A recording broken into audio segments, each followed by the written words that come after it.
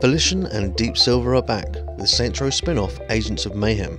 We last left the Saints Row series. The President and all of his men and women were up in space, having Earth completely wiped out, and everybody there was inside a computer simulation and happy just to have superpowers. It looks like this is sort of continuing from the Saints Row 4 aesthetic. And in a world filled with so many sandbox games, this is probably a good thing. Saints Row has always been the oddball crazy cousin to GTA and all of its many clones. Agents of Mayhem looks to continue this tradition, being just as crazy as the last iteration of the game, and if not a little bit more tongue-in-cheek. All the pop culture references you've come to expect from this series are there, and all the characters are just as over the top and cartoon-like as you would expect them to be. The game itself is vibrant and everything moves quickly and brilliantly.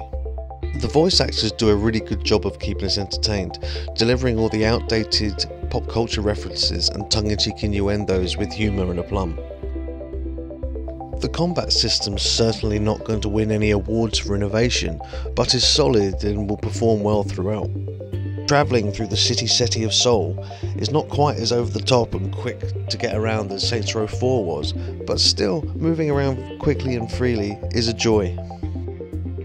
A lack of diversified gameplay is certainly where this game starts to fall short though.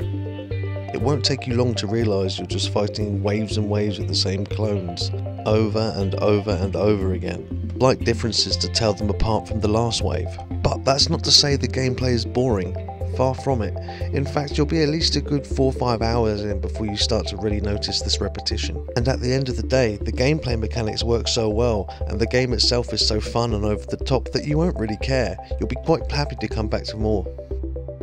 So to summarise, certainly not groundbreaking, but certainly not boring. The sort of fun you've come to expect, so we're giving it a 7.5 out of 10.